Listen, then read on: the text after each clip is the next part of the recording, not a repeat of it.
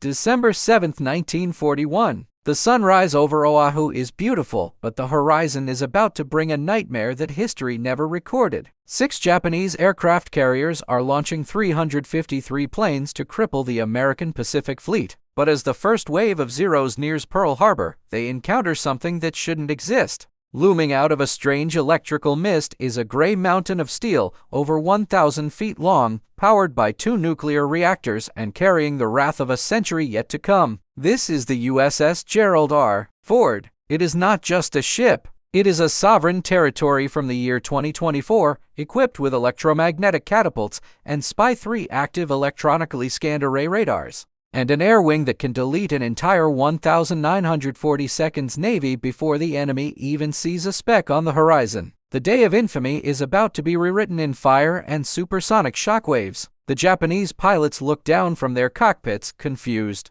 They were expecting slow, tethered battleships like the USS Arizona. Instead, they see a flight deck that looks like a futuristic city. Before the Japanese commander can even give the order to attack, the Ford's radar has already tracked every single one of the 353 incoming aircraft from 250 miles away. Inside the Combat Direction Center, the air controllers aren't panicking. They are simply selecting targets. With a hiss of compressed air and the hum of high-voltage magnets, 2 F-35C Lightning Eyes are flung into the sky. They don't climb like the Zeros. They scream upward at Mach 1.6, disappearing into the clouds in seconds. To the Japanese aviators, these aren't planes, they are silver demons that defy the laws of physics. The first 5 minutes of this encounter are a total slaughter. The F-35s don't engage in dogfights. They don't need to get behind the enemy. From 30 miles away, they launch AIM-120 MRAM missiles. On the Japanese flight path, Zeros begin to explode in mid-air with no warning. No tracers, no engine sounds, just sudden balls of orange flame. The Japanese formations scatter in terror. They try to dive, but the F-35s use their distributed aperture system to track them through the floor of the cockpit. For the Japanese Navy,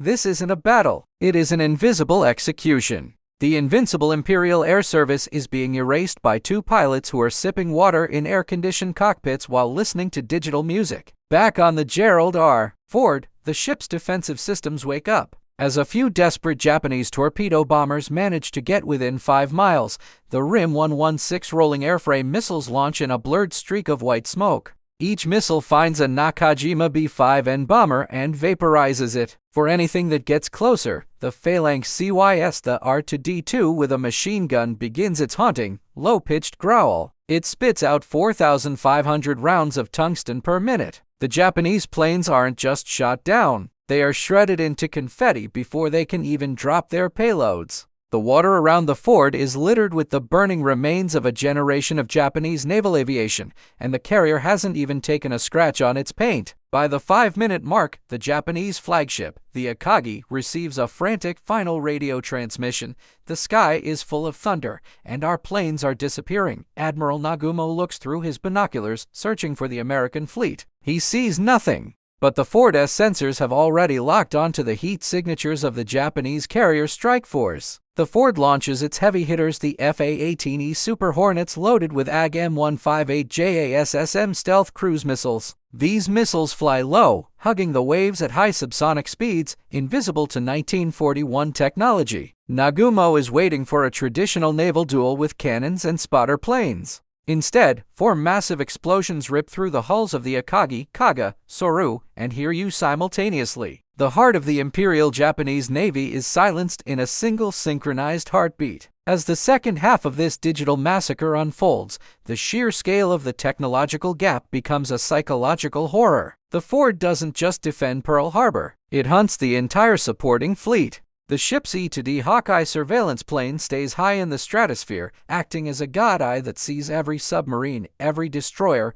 and every support tanker for hundreds of miles. There is nowhere to hide. The Japanese sailors, raised on the code of Bushido and the glory of the battleship, find themselves facing a ghost that strikes from the future. They try to fire their 5-inch guns, but the shells fall miles short of the Ford, which stays comfortably outside their maximum range, circling them like a predator. The Ford's tactical team decides to end the conflict with a show of absolute power. They utilize the ship's electronic warfare suite to jam every single Japanese radio frequency. The entire fleet goes deaf and blind. Commands cannot be sent. Panic turns into a rout. The American sailors on the Ford look at the wooden decks of the 1941 ships through high-definition infrared cameras and feel a sense of grim pity. They are looking at a museum being destroyed by a computer. The Ford deploys its Seahawk helicopters to pick up survivors, but the sight of a rotating winged chariot descending from the sky causes many Japanese sailors to jump overboard in terror, thinking they are being visited by vengeful spirits. By the end of the 10th minute, the sun is high over the Pacific. The smoke from the burning Japanese carriers rises into a sky that is now empty of Zeros.